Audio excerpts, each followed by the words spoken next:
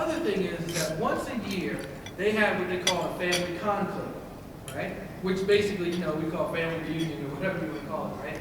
And that's where they did their educating. And that's where they did their sharing of information. And if you didn't come to the conclave, if you weren't there, you're out. You were out of the family. I don't want to hear, hey, such and such said this is the weekend that we're taking the kids to Disney World or whatever. No, guess what? That's the weekend you go to Disney World, find another family to get money from. Okay? Everybody understood their responsibility to the family. Okay? And it's critically important because most wealth, and I'm bringing this up because it's very important because every day, there are people that are in my quote-unquote profession in terms of being a mortgage broker, right?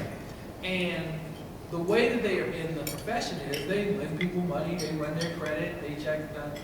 Well, most of them are not educated to the point where when they look at all of this information that you give, that they can see all the opportunities and the losses and everything. When I look at a statement and I see that one of my clients has, $300,000 in an IRA, as a lender, hey, that's going to help get the loan done, right? My client has $300,000 in assets and everything. That's great. I'm going, man, when this thing starts paying out, the tax consequences on this are going to be horrible. Immediately I'm thinking, hey, you know what? I know you're compensating me to get your loan done. I understand that. But when you're done with this, I really need you to make a phone call to Tony Braithwaite. And I need you to go sit down with him. This is very important. Because it's something that, I try not to confuse the issue, but it's very important that you have this conversation because I can see where this whole thing ends up. Do you guys understand what I'm saying? And what I know clearly is this, from all of these years working with people and their money, is that everybody is attempting to do the best they possibly can. Everybody's putting their capital where they think it's going to do some good. Everybody's putting their effort in to doing the right thing, right? If you didn't actually want to do the right thing, you most certainly, after the biggest snowfall in the last 100 years, would not have trudged out in the middle of the snow to come here to hear Tony speak or hear myself speak, and I'm very appreciative of that. But I need you to also understand that we made some, let me ask you this, how many people are making twice what they made 10 years ago? Right? Okay. Most people I know, 10 years ago, I guess I was maybe a couple years out of college or whatever, and I would say, most of my group was probably making $30,000, $40,000. Okay. And that same group now makes $120,000, $150,000, some $250,000, those who went to law school and all those kind of things, right? And I watched all of them become these great savings, right? And so when they were making $30,000 a year, they're putting away $100 a month, $200 a month, or whatever to save. Now they're pumping in $2,000, $3,000 a month just into their savings account. They're cognizant of the future and all those things. The thing that I've also seen, though, and the thing that people always forget is you did do that, but you didn't make a nickel. You didn't make a nickel. See, what happens, though, is there is this effect that happens from seeing the balance on a statement go up. Even if you're the one making the balance on the statement go up. You guys understand that? Okay? And you get very enamored with it. The reverse happens when it comes to mortgages. Most people are enamored with watching the balance on their mortgage statement go down. Would you guys agree with that? I mean, they get very excited about it. They're like, man, you know what? I almost got this thing paid off. I mean, that's what they're saying to themselves. I've almost got myself into the position where the bank has got me. That's really what's happening. Okay? Because I will tell you this. Do any of you guys remember 2 years ago, Dearborn, Michigan? Okay, Dearborn, Michigan is where the big Ford plant is. Okay, in Dearborn, Michigan, they had a foreclosure auction that was the largest foreclosure auction in the history of the United States.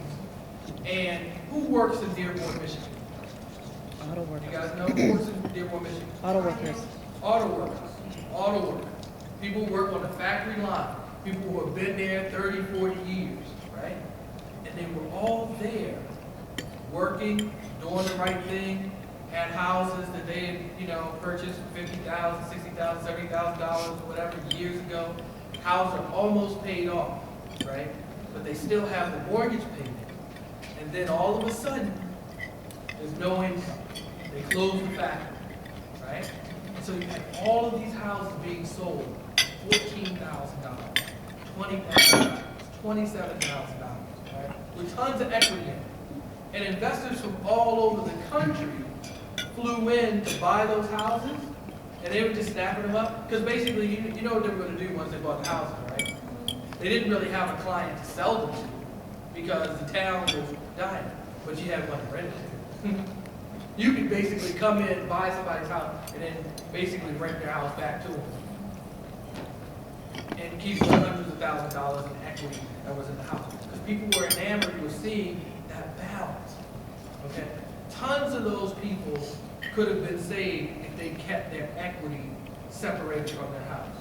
Imagine you have a $200,000 house that at this point you would probably be down to your last $30,000 in pay. So you got $170,000 in equity, and that $170,000 was sitting in an account. That'll buy you some time, wouldn't it? Time to get another job, time to sell the house if you absolutely, sell the house and move to a place where greener pastures or whatever. Time to move to Florida. Whatever it was you were going to do, it would buy you time. People are left without time. That's what is triggering so many of these foreclosures. Okay? All of these houses are not getting foreclosed on when you look at the record. And the reason I know this is not just because I'm in this profession, but it's because I'm a real estate investor. I'm buying this stuff. I'm literally out here, and every day, when we're in the office, I'll say to Omar, I can't believe, here's a house on the right that someone lives in that's in good shape. Here's a house on the left that someone lives in that's in good shape. Here's this house in the middle on the same block that someone got foreclosed on, or bank took back, or an investor let it go, or what have you. And this house is being sold for a third of what all the other houses are worth, and the people who live on the very block don't buy it. And then I buy the house, I'll do a little work to it, or whatever, and then I'll put it on the market and sell it at full value, and some other person looks at it and says, wow, that's great, I love this house, this is really neat. And then they pay me full price for it. I don't understand why people do that, but they do. It's sometimes too close to an opportunity to see it. I think largely that's one of the big issues in Baltimore, is that any house that's in Baltimore City is probably better constructed than any house in Baltimore County. That's the reality. When I buy a house, when I buy a row house in Baltimore, maybe I got to change the HVAC, and maybe I got to change the plumbing and the pipes and stuff like that. Not really that big a deal. But they don't make hardwood floors like that anymore. The walls are plaster. It's not. You can't hurt this house if you try, right? I've seen houses that were constructed in the last 10 years, and they're kind of leaning to the side a little bit. What did they make this house out of, right? Have you ever seen a brick house leaning? It just doesn't happen, okay? But people are not, they're conditioned to drive by their opportunities every day. If I lost money in the market, that's where I would go to where I knew the money was just sitting there. I look at houses as bags of money. It's just sitting there. It's just sitting there. It's just sitting there waiting on you to make up your mind as to whether you're going to take advantage of the opportunity. And so what I want you to understand is, to take advantage of the opportunity, you got to understand what the opportunity is. And you have to understand how it is positioned for you. And you have to understand that as you understand the opportunity, you've got to share it. You absolutely, positively got to share it. I can't tell you how many people actually, we save millions of dollars of our clients' money. Just that we were doing seminars like the one you came to today, strictly on equity investment, on how to handle real estate, how to handle the equity in real estate, how to hold on to it. And I had clients that I had one client, wonderful couple. They didn't particularly fully understand initially everything that we talked about, but they did understand that they had this huge exposure, that they had a couple $100,000 that was kind of hanging out there, right? And they owed about $100 on a house that was worth about $350. And they said, you know, we really want to shelter that because we can't afford to lose that money. So we moved that money out of that house. And about 90 days later, the husband got diagnosed with cancer, right? And so all of a sudden, and he had like a melanoma or something where it's skin cancer, right? Okay, so he had to get treatment and he absolutely couldn't work. And when he couldn't work, all of a sudden, he was like, you know what? We're not going to lose this house because the treatment is going to be, you know, the next 120, 180 days, and then I got this recuperative period and everything. They say the prognosis is good, but I need to be able to cover myself during this 9 months and have my portion of what was going into our expenses. It was just there. And I never forget that call from his wife saying, you know what? She said, if we hadn't done that, first of all, the equity wasn't even there anymore. Okay? I mean, honestly, 6 months later, that money wasn't in that house anymore. Okay? That money was in their bank account, but if they had left it in the house, they couldn't have borrowed it. The rules had changed. He was self-employed, and I don't know if you guys realize this. I had a lot of self-employed people that self-employed people generally borrow money using what's called stated income. They didn't really produce a lot of documentation. If they had immaculate credit, they could get whatever they needed. That market closed to them first. Being able to borrow money closed to that market first. You guys understand that? Never take for granted that what is available to you today is going to be available to you tomorrow. People with pristine credit were so, what's the word I want to use? Arrogant when it came to, when you would say, listen, there's going to come a point where a bank will not lend you money. They hadn't lived long enough to be told no by anyone. Okay? So they were saying, man, I can, you know, especially, you know, let's get this guy, because guys are the funniest people in the world. Man, I've been, you know, I can go to the store and buy a Cadillac, you know, just by signing my name. It's like, you know, I'm trying to tell you this thing is about to happen to you. And it would happen. And when people would call you after the market began to change, and they would call you because they couldn't do those things, you weren't in a position to help them. And so I've seen people take some unimaginable losses, you know. I mean, some unimaginable losses where, oh man, everything you had in the world, because you guys realize that 85% of all of the net worth of people in the United States is in real estate, right? It's in equity in their property, okay? It is in equity in their property. And this is very important. Most people don't understand that. So if you leave, would you leave 85% of all your money sitting out on the porch in a plastic bag overnight? You know, because, you know, with the hopes that, you know, it'll be there in the morning. It's been there for the last, you know, 50 years. One day somebody's going to come up on that porch and take that plastic bag, okay? I mean, and this is what has happened. And I want you guys to know this. What is the freezing of the credit market? It is what it is right now. It will be different later because the bank will, you know, at some point unfreeze credit because it needs to lend, because it needs to get more people borrowing, it needs to make money. But that's not today. And if your need is today, you know, that was one of the things when Tony talked about being able to become your own bank, so that when you need to go to the well, and listen, sometimes you go to the well for emergency, sometimes you go to the well for opportunity. Hopefully you're going to the well more for opportunity than you are for emergencies, right? Would you all agree with that? I mean, there's sometimes where, you know, clients, for instance, Tony mentioned about the cars I bought for clients. Well, you know, clients will call me and say, Mark, you know, most financial decisions, they'll just call me to ask me what I think. Oh, you know what? I've worked so hard, done so well, or whatever. I think I want a nice luxury car, so I'm going to go and buy myself a Mercedes, or I'm going to go and buy myself a BMW or whatever. And I said, okay, well, that's okay. And they said, yeah, I saw a nice one on the lot. It's about $26,000. I know what you said, so I know you're going to insist that I buy it used and not new and what have you. And I said, yeah, that's cool. I was like, but I wouldn't pay that for it. And they're like, well, what do you mean? I said, well, I've bought clients, Mercedes-Benz trucks, 12 grand, You have to understand what you're dealing with here. You're dealing with an extremely well-made car that's meant to go 300,000 miles. That 50, 60,000 miles doesn't mean anything, right?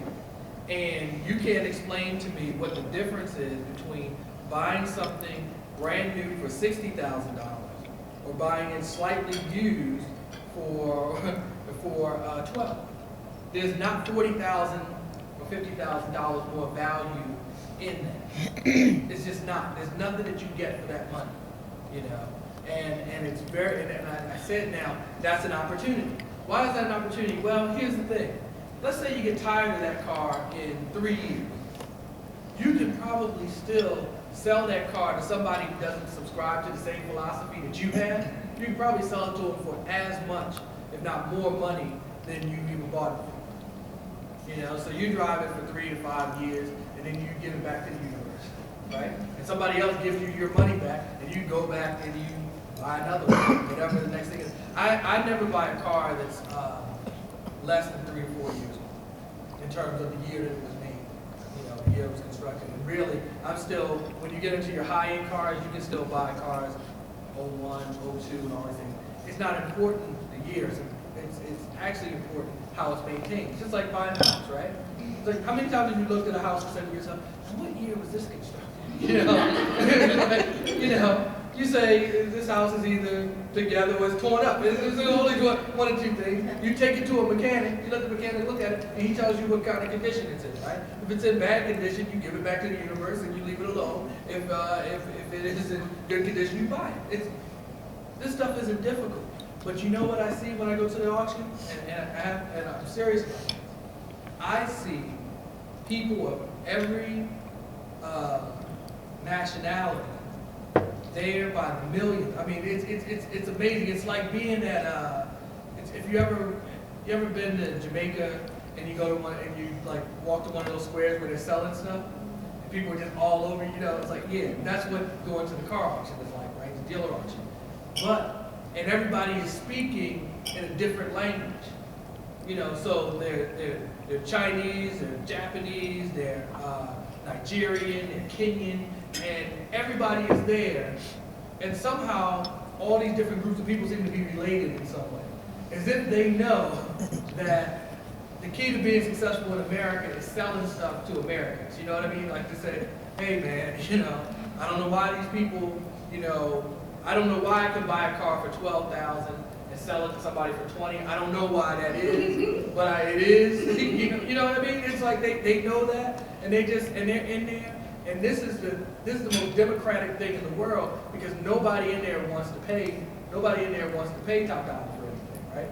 So you have a market where everybody's trying to drive the price down, and they're looking at you crazy if you bid too much. They're like, man, what are you doing? This is not what this is for. I said, oh, this guy's not really a car dealer. If you bid too much, they're like, hey, that guy's not really a car dealer. I know who you are. You know what I mean? 15,000, man. Nobody paid more than 10 all day. I mean, I literally got a $100,000 car. Okay, I got a $100,000 car for 25 grand. Okay, and I asked the dealer that bought it for me. I said, how'd you work that out? Because when I ran the blue book, when I initially bought it, it was still about $70,000 in terms of the blue book on this car. I was like, how did you do it? He said, man, he said it's not really any big deal. He said, I just waited around all day. He's like, these guys start buying cars at 9 in the morning, and this is the last car they sold. This is the last car to go through the line that day at 5 o'clock in the evening. Most of the guys have gone home already. They've already made their money. So when they came through, they said, can I get? And I said, you can have $20,000. They said, it's sold. The car is just a commodity. They don't care. I mean, it doesn't have the value to a car dealer that it has to you. Okay? Real estate, when it's in foreclosure, I know what the bank is thinking. This is what the bank is thinking. I want this off my books. right? Especially since they got this really sweet deal waiting for them once I buy it, right? They can go get their money from the FDIC or whatever. I mean, you guys saw that, right? I mean, did you guys know that happened? I mean, did you guys, is that, okay, let's take it back for a second. Tony's used a phrase, I don't know how many of you caught it. And I go back to things because I really want you to get this is kind of this is fruit, right? I want you to get every bit of juice and meat out of this thing. Tony used a word, he used fractional reserve lending. Do you guys remember when he talked about that? Okay, he was saying that the bank never has more than 10% of their own money in any loan. Okay? Do you guys understand that, like your mortgage, right? If your house is $200,000, the bank never has more than 20 grand in that loan. Okay? The rest of the capital is borrowed. But they're not charging 7, 8, 9% on the 20 grand they have in. They're charging the interest rate on all of the money. You guys get that, right? Okay? So their exposure, you have to understand how limited their true exposure is. Their money came back a long time ago. When a person gets foreclosed on after living in a house for 15 years, they way more than paid the money back on it. You guys understand that? So even when, so now let's use a number. Let's say that the actual dollar amount borrowed is probably paid back around year 12. If you get foreclosed on in year 14 or 15, first thing is, the bank not only has their money back already and has recouped, but in addition to that, when they short sell that house, let's say the house is, you borrow $200,000 and they have to short it, they only take $120,000, they already got their money back plus that $120,000. Okay, that's why when I go into a negotiation, I don't have this trepidation about, oh, they're not going to take this, or not going to take that. Sometimes they will, sometimes they won't. I don't really care. I'm just putting an offer. I know what price I'll take it. That's really the critical number. Like, what will I pay for it? What is it worth to me? And so, because I know that they don't lose. Do you guys understand that they don't lose at this thing? This game is huge. And do you understand that really what caused the financial crisis? You guys should remember this because it's about how you interpret information that you hear on television. On television, they said, before the financial crisis, they said that the foreclosure rate was skyrocketing, right? Okay. In any good market, the foreclosure rate is 0.5%. Okay? 0.5%. That's normally the number of homes in America that foreclose. That's considered a good market. So a couple of years ago, when foreclosures really started mounting up, they didn't say the foreclosure rate now has gone to 4 or 5%. What they said was the foreclosure rate has gone up 400%. Okay? What does that number conjure in your head? Everybody's losing their house. Let me ask you something. Does anybody in this room in the last 3 years know more than 5 people who have lost their home? Anybody? No more than 5 people who lost their home in foreclosure in the last, right? So, but they're screaming the sky is falling and bloody murder and the foreclosure rate is skyrocketing. 5%. Now, if you lent money to 100 people and 95 of them paid you and 5 of them couldn't, would you be that upset? I mean, technically, you should be okay, right? You got 95 paying, 5 not paying. So, why is it such a big deal? Here's why it's a big deal.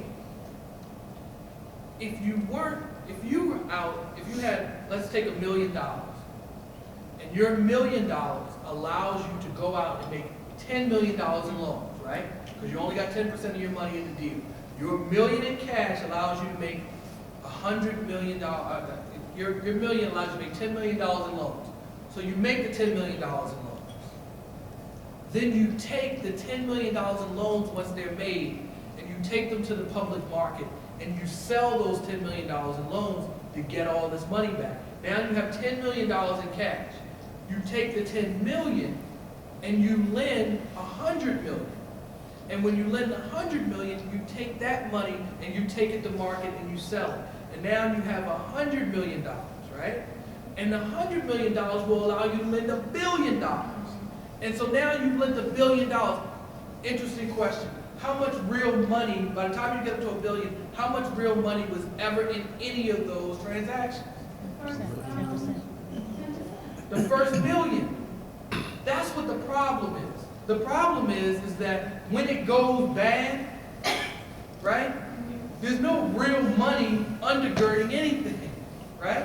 It's all on borrowed money. So it's not 5% of even the first million. It's not 5% of the 10 million. It's not 5% of 100 million. It's 5% of $1 billion or 100 billion.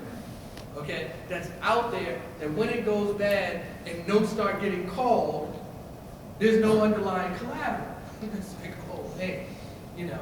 Now, the quick fix would have been, hey, I can tell you this, when the tech bubble burst, okay, do you guys remember when it, you guys, okay, all you guys are computer guys, y'all know, okay, it's big shakeup, all right?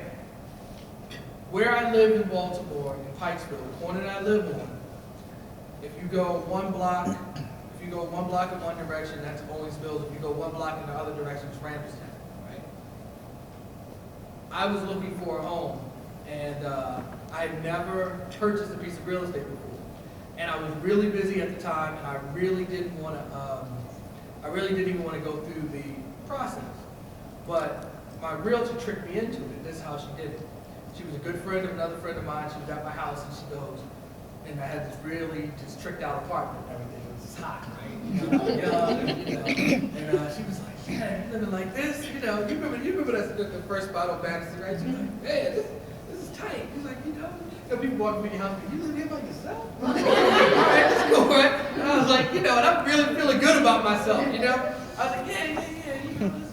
He's like, oh, well, what do you spend? And I said, oh, you know, maybe like $1,050, you know, it's cool. She was like, oh yeah, that's cool. She was like, well, you know, you can have a place twice the size for like $700 a month. Oh, I felt like this big. I was like, what do you mean? She was like, yeah, you can buy a house, you know, it's no big deal. And I was like, really? Because once I felt like I was missing out on something, oh man, I was in. I was like, so I told her as a challenge, I said, well, listen, I don't have a lot of time, so I tell you what. My money's good, the credit's good. I tell you, if you find me a house and you take care of everything or whatever, I'll buy it. Basically challenging her because I just knew that somehow her numbers were off, you know. And you know, I just figured, you know, because I figured if that was happening, I would know about it, right? You know, I figured if people were getting it in like that, I would know. So I said, all right. She then comes back with 50 houses within 3 blocks that are in foreclosure. And if any of you guys know Baltimore County, think where Fox Ridge is, on Painter's Mill, all the way to where Newtown is, in Owings Mills. There were 50 houses in that area. Any one of them could be bought for $95,000 to $140,000. Any one. Your dealer's choice. I mean, you can just, I was just walking in houses, she was like, oh, we just go in here, we just go in here, we go in here. And I looked at a bunch of, to the point where I just said, you know what, I tell you what I'm gonna do. You pick which house I should live in, because it was actually too much opportunity. The house, they weren't torn up, they didn't need any repairs, they didn't need anything, it was just, that's how much it was. Now, at that time, the whole world was saying, man, this is the worst thing, you know, the tech bubble burst, whatever. I bought this house, it was, 1,850 square feet, this 2-floor condo for $105,000, right? And I think the guy who bought it before me, he maybe paid $180,000, you know? And I just thought, I was like, and man, when that statement came, I mean, this is back when interest rates were 7.5, so, I mean, with principal, interest, taxes, and insurance, I know my payment was like $725. You know, and I was making 6 figures, and I was like, man, okay, like you got 6 figures, no credit cards, no car payment, and a $700. I said, man, this is the way to live, you know.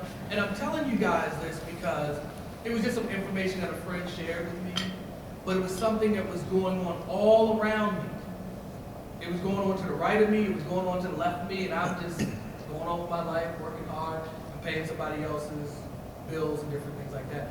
And that was the thing that got me interested in real estate. Because I said, if you could do this once, you could probably do this a few more times.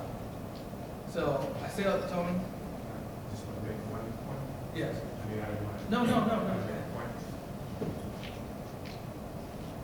I got to say this because I'll forget, you know, when you get old and forget. Listen, what Mark is doing is something I've never seen before. And I'm talking about pulling people together to get information. You need to understand my background. My clients, to work with me, need $500,000, and I'm a fee-based plan. So therefore, I wasn't talking to Average America for the most part.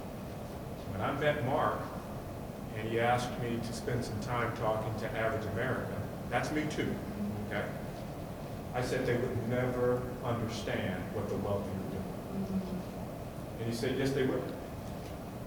And so I live in Manassas, Virginia. That's about, what, 70, 80 miles from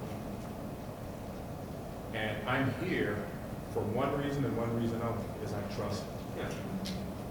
That data form that you have, and what he's sharing with you, he has personally traveled to my office with each person to make sure that they were in their proper comfort zone.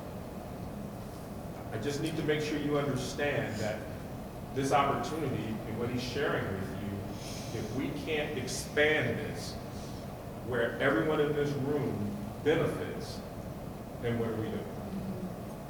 Okay? So I wanted to make sure that you understand what this man is trying to accomplish, and I'm very excited to be a part of it because I never thought I would see it in my lifetime.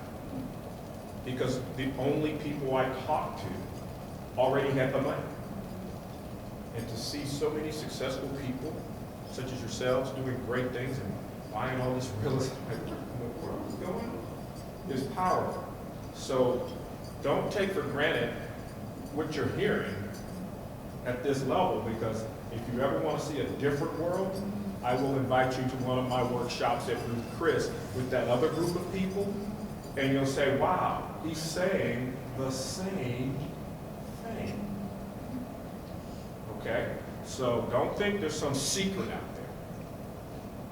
Last is make sure you understand there's an engine, and then all of these other opportunities, the real estate, your 401ks are fine. It's good to have some of that stuff. My clients have investments.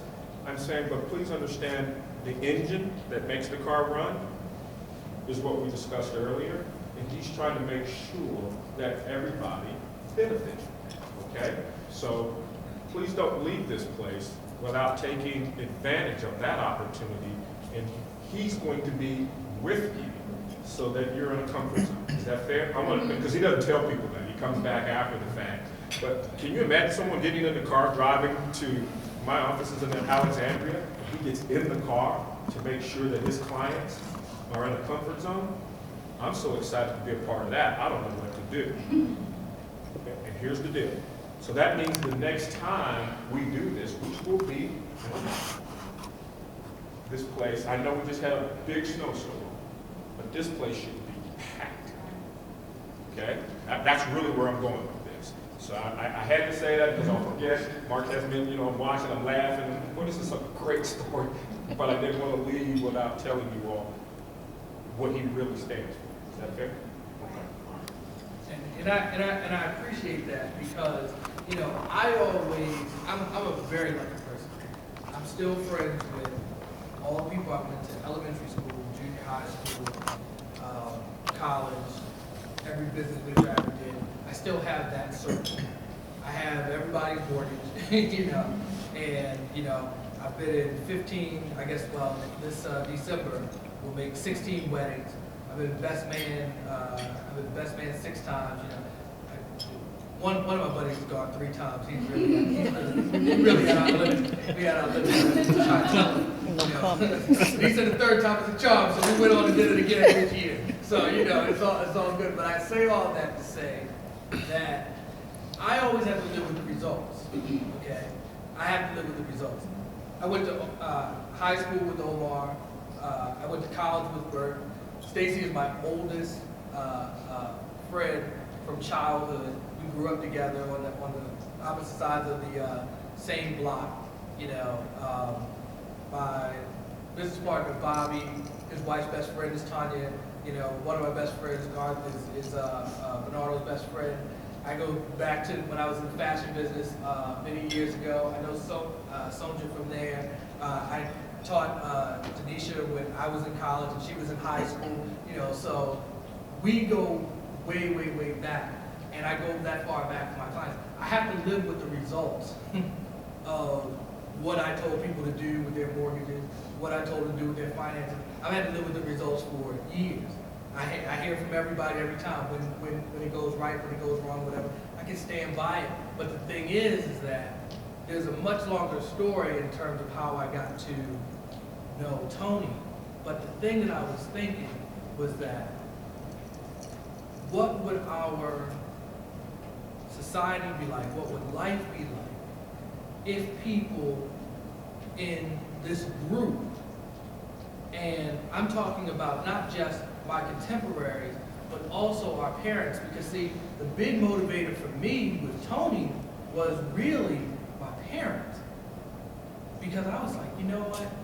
I have to make sure that they have somebody to rely on that can give them the information, because maybe they will, they'll listen to him and understand that I need to get them to a particular position. I need to get them to where their income's coming in, they're not dealing with the tax burdens and all of those things. I need to get them set up right, you know. If I get hit by a bus, they're straight, because I got plenty of insurance, right? But if I live and all of this money is flying out the window with taxes and whatnot, and all of a sudden, you know, lifestyle is different. I don't want their dignity challenged. I don't want their sense of self challenged, because you know, your parents will never call you. Do you guys understand that? Like they will never call you. Your grandparents will never call you. And when they do call you, it's way too late. I mean, it's way too late. When you get that phone call, it's like, you know, someone's standing outside the house after it's burned down when you get the phone call. They do not call when they smell smoke. Okay? And what is happening is, and I love my father for this, let me tell you, and you guys are all being the beneficiary of things that he shared with me, because he would say to me, Mark, I don't get it. You know, remember, if you started investing in the 70s or 80s and you had this good run-up, you know, I mean, it's one thing to be 30 years old in 1999 and the market not make any money when you went from 30 to 40, but your income went from 30 to 120, so you still feel good, right? You guys understand what I'm saying? What about if you were 55 in 1999 and on your entire life saving, you didn't make any money the 10 years before you retired? I'm telling you, everybody that you know that is your parents' age didn't make any money for the last 10 years. Everybody you know that is over the age of 50, there is probably a 99% chance that they did not make a quarter over the last 10 years. You guys understand that? So it's not just, you know, my contemporaries. I just wanted to expose Tony to that market because I know who I'm having a conversation with. You know, I know I'm talking to the, you know, Tanya Taylor's, Bert Williams of the world. I'm talking to them on the phone. I understand that saying, hey, you know, this is what I'm concerned about. This is what I'm doing or whatever. But then I'm thinking, I'm looking at my dad and going, man, he's pumping cash into this thing. It's not doing it. It's not doing a thing. So the day that Tony shows up is the day that I said, you know what, new game plan. This is my go-to guy. You know, we put it all on the line. We put the whole family on the line and said, let's do this. And the funny part is, what I really like is this. When it comes to what we do in business, because we try to educate first, you don't have to you don't have to live your whole life trusting me. You don't have to spend your whole life trusting Tony. You know, you can trust what you actually know to be true because you'll have gotten the information first. I like that. It takes a lot of pressure off of me. It takes a lot of pressure off of me. Consequently, the stock market drops, 2,000 points on Monday. Nobody in this room is going to call. It's not. I'm not getting a phone call. If real estate prices tank, I'm not getting a phone call. It doesn't matter. It doesn't matter. We're set up so that it goes right, it goes left, it stays the same. It doesn't matter. It doesn't matter. We'll still be okay. That's very important. So I didn't want to I didn't want the second session to be, charts and graphs and everything, because I didn't want to overload you with information. I just wanted you to understand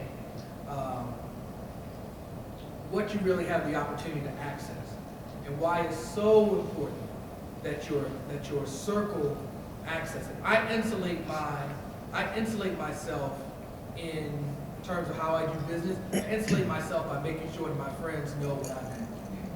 And that I know what my friends know. Because I was between Tanya and Bernardo, I got the whole internet thing covered. I mean, really, honestly. I mean, they are absolute positive experts. Tanya is a social marketing queen. I mean, she can tell you anything about how to set your business up on Twitter and Facebook and all those things, and how to make money online and what have you. And Bernardo can tell you anything about programming and this, that, and the third. And I'm hoping that, he'll come by the house and help me wire all this stuff that I have that I don't know how to use. That's my man. He always looking out for me, I mean, but those are my go-to guys, and it's very important. But see, my thing is, what they give, I gotta give back. So I'm like, hey, listen guys, you gotta understand this. You gotta understand this. After you understand it, you'll never hear from me again. Because one thing I want you guys to know, now Tony passed out those information sheets and stuff like that. I promise you this, and my hand to the man on this one, we don't call anybody, ever, unless you've told us that you want to work with us or you need our help. We'll never call you. So when people come to seminars, they never fill out a form and say, hey, I'd like to see you personally.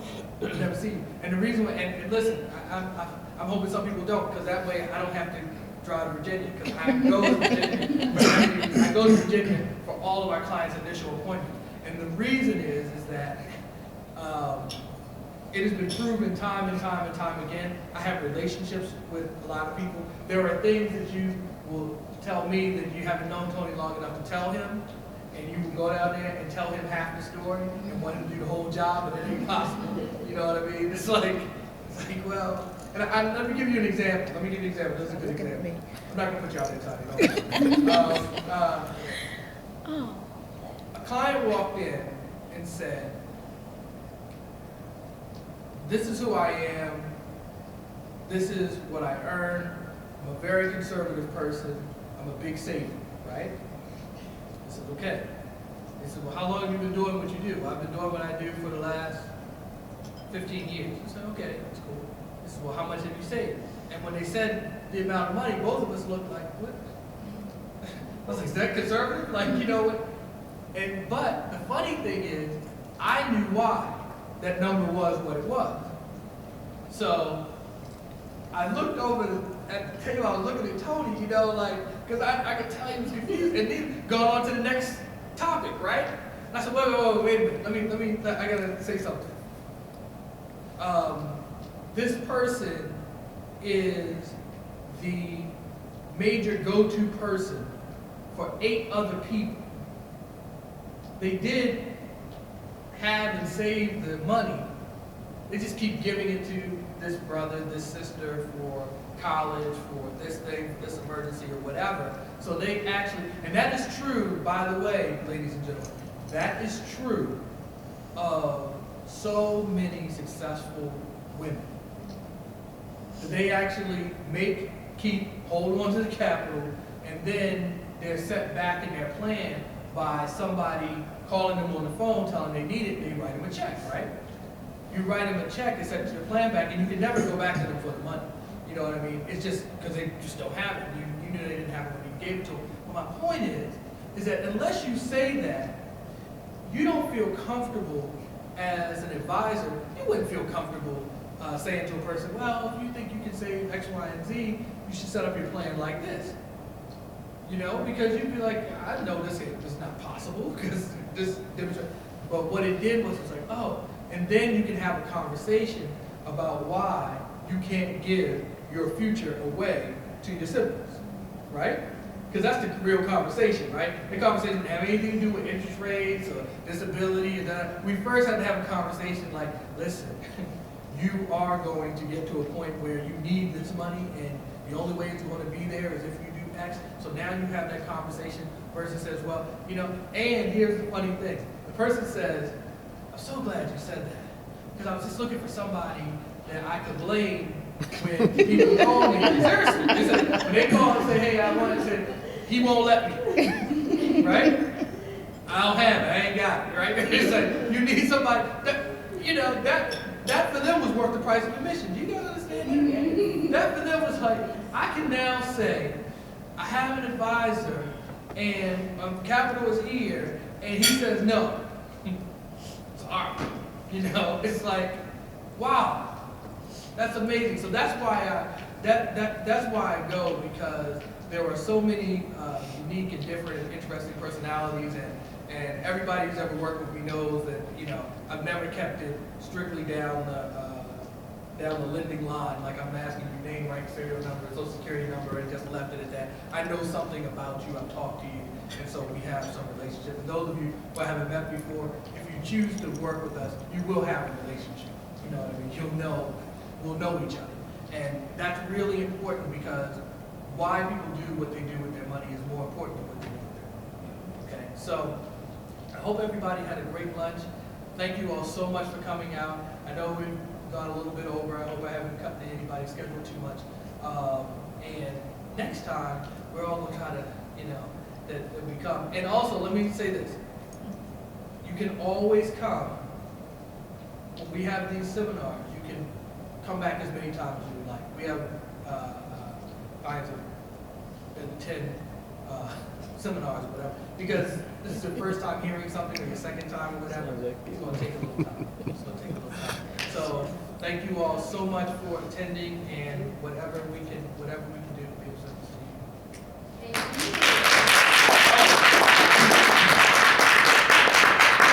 Let me introduce our co-sponsor as well. Stacy Price, like I said, my oldest best friend, although she's much older. She's much older than me. Oh my gracious, And, like one in the same year. I know, but a few months make a lot of difference. Few months make a lot of difference. So this is big sis. Stacy is one of the kindest hearts in the financial services business, and I don't say that lightly, because I always tell Stacy, you just love booty, don't you? You know, I always get on her, you know. I just give her a hard time. But Stacy is wise, and we're now working to build a team between Visionary Financial Strategies, Stacy's company, and Wealth Management, my firm, and in working with Tony to really providing this mentorship to help us take to the next level this idea of talking to people like ourselves, you know, to share this information. And you guys will eventually, in different seminars, you'll hear from Stacy, and, you know, powerful speaker. They have Stacy all over the place doing seminars for athletes and different things like that. And you know, we're just doing some incredible things now. So we're excited to have you all here. Thank you all so much for coming, and see you later. Please. I need some to-go boxes, so, you know. Seriously, all that food.